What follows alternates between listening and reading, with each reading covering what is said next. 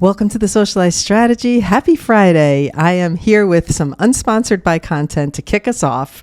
And this one comes with a little bit of a story attached because I was cleaning out a drawer and I found some cards and a letter, and a lot of the cards were from my social media followers when I had cancer. And I just kind of flipped through them and it just brought back, it's not like it brings me back. Sometimes I forget that even happened to me and I don't even like to talk about it because I feel like when I do, not because I don't want to talk about it, but because I don't want to feel like it was that significant, even though it was.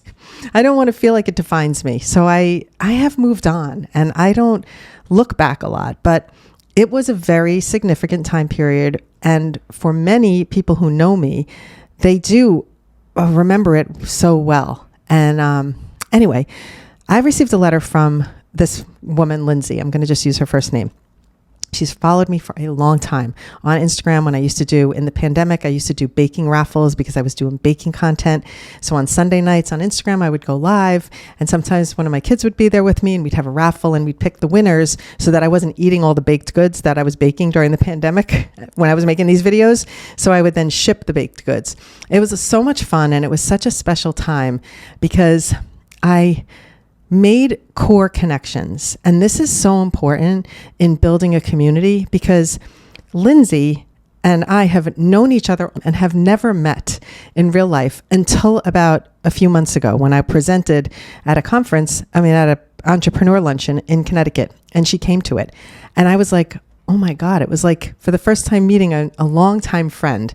So my point is that the relationships that we make on social media are not surface. In a lot of cases, they're deeper than some of our current relationships. It's just the way that works out. And I don't know why that is. It's because it's a very tightly curated connection when you're like-minded, where a lot of times in real life, you don't really know that much about another person until you slowly get to know them, or you're friends forever. And so you have a given, even if you are not similar in a lot of ways, you have a history. But in this case, you're building a new friendship with someone who probably does think more like you. And that's how you've come together. So my point of of all of this wasn't really to talk about that, but she wrote me a letter and she said, I just want to thank you for some of the things that you have influenced in my life.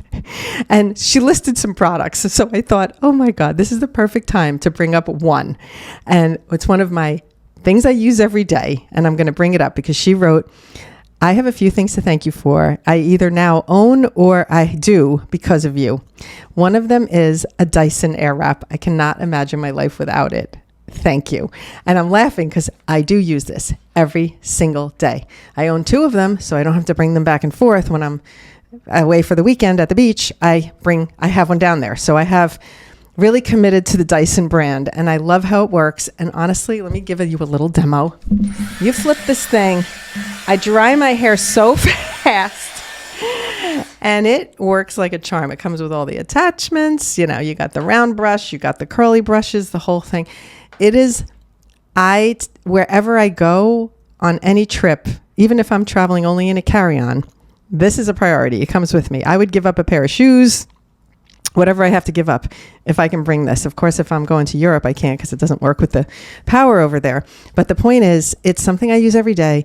It makes my life so much easier. I have very thick hair. For those of you, I might have talked about this before on other episodes, but my hair is so thick, it takes forever to dry. So even if I try and let it dry naturally, hours later, I still have wet hair underneath, and I don't like how it feels because this is one thick. I'm blessed that I got my hair back so well after my cancer, losing my hair and having to shave my head. But literally my hair is as thick, if not thicker, than it was before. So the drying of the hair is such a long process because I don't like the feeling of wet hair underneath especially. So I love my Dyson. If you don't have one, you're missing out. Literally missing out. And especially if you have curly hair and you want to straighten it, it's super quick for that. It has all the attachments. It's got all the things. And I am a fan. The other thing I want to talk about that I will say, I don't have anything bad to say about the Dyson, by the way. I can't even think of, because I like to give you the honest review. I have nothing bad to say, except one time I thought it broke and it turned out it was just the filter needed to be cleaned, which is this little thing here, and I didn't even know.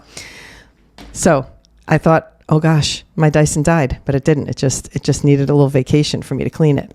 So that's that. The other thing is another item I use every single day. Oh my God. And this one is the content creator's necessity, especially for someone like me who goes on these all day shoots for a brand, and I'm shooting and I'm shooting and I'm shooting. And then eventually I might even delete some videos, but I run out of battery and I can't always be plugged in because I'm on a set. I'm in the middle of like locations where we don't have power necessarily. I have this power pack. Now, the reason why I want to talk about it is because it's not your everyday power pack. Look how thick it is. This thing will charge my phone fully from start to finish. I want to say 4 or 5 times. It goes like gangbusters. The brand, I don't even know. What is it called? It's spelled VRURC. VRURC. I got it on Amazon. Why do I like this one so much? I don't even care that it's heavy. I don't care that it's thick. It takes up a lot of space. I do not care. This is a staple for me. It has the cord right in it, so I can pop the cord out and I don't have to worry about attaching a cord. It has the cord for an iPad in here and the phone. I mean, some of the camera things. So it's got all the cords attached, so I can charge my new headphones because I got the headphone cord here. This is it, people. If you don't have one of these, you're missing out. It has saved me multiple times, especially when I remember being on the Olympics shoot when I was out in California and I was recording the Olympians for Olay. I was nowhere near power. We were out on this Olympic track for the entire day. I must have had to charge my phone again and again, like 4 times with this. And I still had, so it shows you the percentage when you plug it in and charge it. Works like a charm. It also, I like this feature that you can pop the cord out and just put it in. But to be honest, this is loose now, so it's not even working. So I have to use, I use my computer cord to charge it. Literally, I take, here's my computer cord.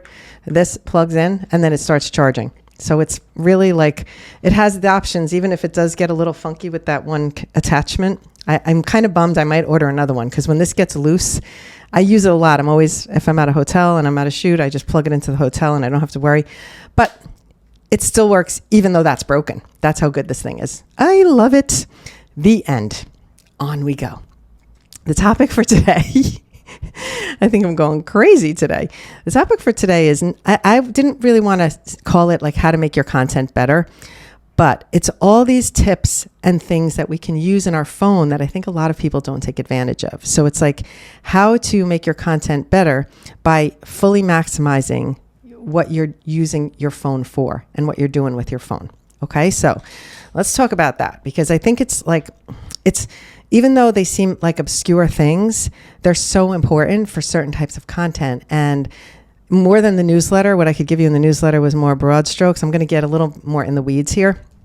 So first off, I am so guilty of this all the time, not cleaning my lens. And I'm trying, because sometimes I'm using the front camera. Sometimes you look at me. Here's where I'm rubbing it. But front camera, back camera. For those of you who are just listening, sorry, you're going to have to watch for that one. I'm not going to say it. So I'm always cleaning my lens, back, front. And Julie will always say, your lens needs cleaning. So this is definitely a thing. Okay. Whoopsie. Hold on. Pause, please. Okay. I had to get the door because Jonathan has arrived. We are hosting him overnight. All right. On we go. So cleaning the lens, turning on your phone to do not disturb. This is so crucial if you are shooting like I am for brands, and then suddenly you're filming and you're getting a phone call in the midst, and your filming will get disrupted. It'll stop recording. So at least mine does. So you don't want that to happen, but of course you got to remember to turn the do not disturb off when you're done so you don't miss any important calls. Okay, the next thing is to think about framing your content, and I have a very steady, I can see a straight line really well. If I am shooting something and the horizon line's in it, I will see right away when it's off by a millimeter. But a lot of people don't have that trained eye to do that. So it's helpful to turn on Gridlines. And you can do that in your phone. You can turn on Gridlines so that you can see and you can frame better, so you can have a sense of that. And that's a key thing. The other thing is zooming is, this is maybe the millennial and Gen Z annoyance. is when they give their phone to their parents to take a picture and the parent zooms in. You will see a lot of hilarious TikToks about this, and probably hilarious Instagram reels where the mom is fired because she started to do the pinch zoom thing, or the dad is fired because he was zooming. And they don't like it. Okay, people? So if you're taking a photo for someone, don't take it upon yourself to zoom in. I cannot stand when people do it to me. If I hand someone my phone, by the way, I'll hand someone my phone and I press record because I want them to be filming the video of me walking into the spot that I'm going to film. They take it upon themselves to stop the video and start it again. Like, no, I started the video. Just hold the phone. Okay, I'm being mean, but I'm just saying, like, if you're taking a picture for someone or if you're taking a shot for someone and they ask you to do it, if they give the phone to you a certain way and they ask you to take a photo, don't take it upon yourself to do a zoom in. You are better off walking closer if they want you to walk closer. But even for your own content, if you want to zoom in, I do a lot of pop zooming because I like it. I like the like zooming in and out, but a lot of people don't like it as a style. I like it as a style. But when I am going to I don't zoom in with my fingers to get closer to an object. I typically will walk closer and then get my framing and then do pop zooming in and out as a style. But my widest frame is usually where I put myself and position myself. Okay, so the story here is zoom with your feet, meaning move closer to your object. But if you like the style of zooming, of course you can feel free to do that. It just does make your content more grainy. Okay. Whew. The next one is to adjust your camera settings. And these are a few things here to think about. We did a whole podcast and a whole newsletter about what your camera settings should be for optimum usage, but optimum, I guess, the look. So you want to be at 30 frames per second, most likely for a sharper look. If you want a filmic look, 24 frames per second will give you that. And if you want really high quality, like if you want to be at a concert where you can zoom the hell in after the fact, when you're home and you're editing and you want to do a zoom in, shooting at 4K will give you a lot more image to work with. It's just that it takes up so much memory on your phone that you really have to have a big storage, and you have to be aware that you don't want to shoot all your videos like that. And you also want to make sure you turn those settings off when you're done so that you're not killing the storage on your phone by a lot of 4K videos. The next one is using the auto exposure, auto focus lock. And a lot of people don't even know about this, but if you're recording a video and even before you record, like if you're in video mode about to record, if you press and hold on the screen, the letters come up. Oh my God. The letters come up AE/AF. And that means auto exposure and auto focus will lock.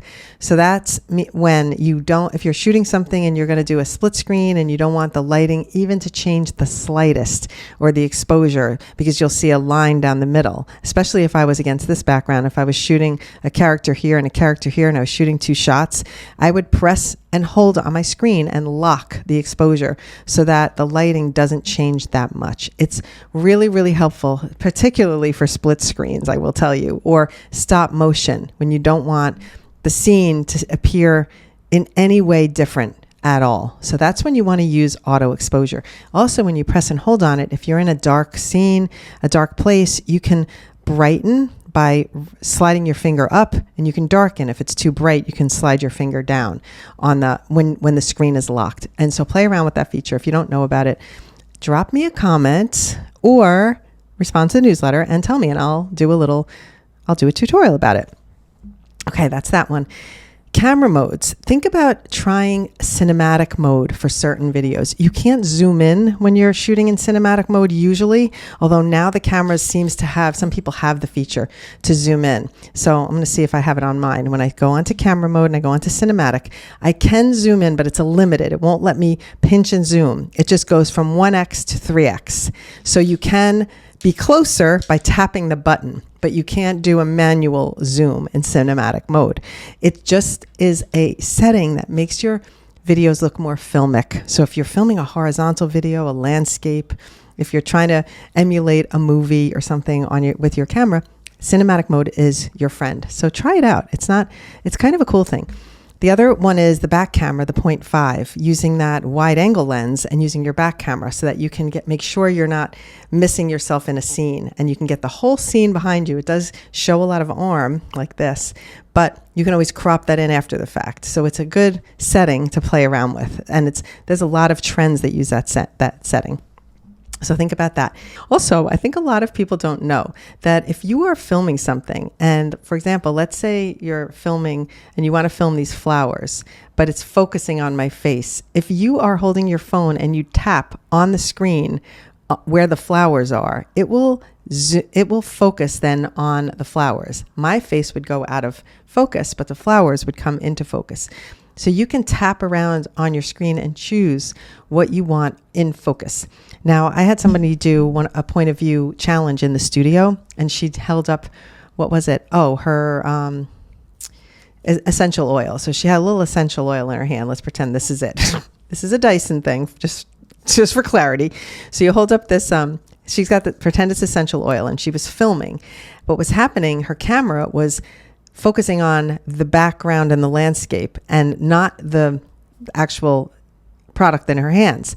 So I told her she could have tapped on the screen and brought the product into focus, and then the background would have been more out of focus. And then she could have traveled a bit and then tapped on the background and brought that into focus. So you can switch the focus back and forth by literally tapping on the screen. So here is, I'm not going to be able to demonstrate this easily, but if this was here, oh, let me just do it with the flowers.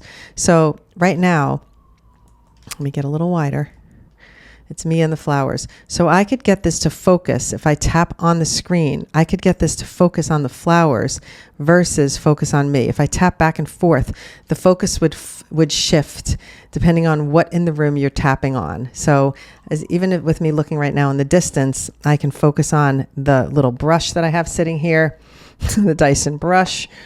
But if I don't want it to focus on that, I can tap behind it and I can have it focus on the table in the distance. Okay, so tapping on an area of your screen will bring that item into focus. And I actually do not think a lot of people are aware of that. I think we all depend on our cameras to autofocus, and it will autofocus on the thing that's most likely in the center of the screen.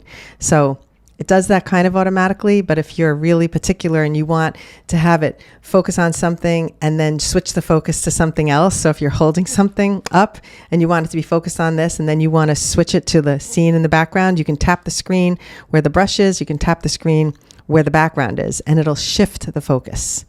Okay, try it out and get back to me. Let me know if you learned something. I always like you to learn something. Even if it's just a little tip, it's worth coming for. I appreciate you being here. Alrighty, I'm going to start to wrap it up because Jonathan has arrived and we're going to a game tonight and we're going to see the New York Liberty play. I hopefully can dance with the mascot, Ellie the elephant. I'm dying to do that. But anyway, in the studio this week, we are working on podcasting. So if you do have, this month is, the whole theme of the month is podcasting. Each week in the studio, we're going to have a theme moving forward. And this month, since I was halfway into it in July already, it's podcasting month. And that does not mean we do nothing but podcasting. That means our special additional lesson of the month is about that topic. So we're still doing content tips. We have weekly meetings. We had a great meeting today. It was so much fun. We talked about all the things. We actually talked a little bit about AI and how to use that to help your content. So we're always hitting all the topics, but I'm hardcore focusing on a lesson series for people who want to podcast and DIY and do their own podcast. So that is a lot of fun. And lesson number 1, part 1, was just released this morning. And I'll be working on part 2 and probably part 3 because I want you to be all set with the tools you need if you want to do your own podcast. And that does not mean you even have to buy a fancy microphone like this. I'm going to show you how to do it as a trial, as a test, without making a big investment. And then if you do decide you want to make an investment, you want to go a little further, I'm going to tell you all the things. That's what's happening. And I guess... let's see. Oh, I wanted to say the challenge this week was working with speed changes. So each week I do teach like a lesson that gives you some tutorial that's well beyond what I share on my social media. So this week was about speed changes and recording at different speeds or how to affect the speeds after you're done recording. So lots of things were covered. It was a really fun and productive lesson. And if you're interested in that, just click on the link in the newsletter and join us. I don't think you would regret it. It's such a fun group of people, and today's meeting was so supportive, and it was so good. I love seeing my people. So if you're one of them, thank you for being there, and I appreciate you. See you next week. Bye.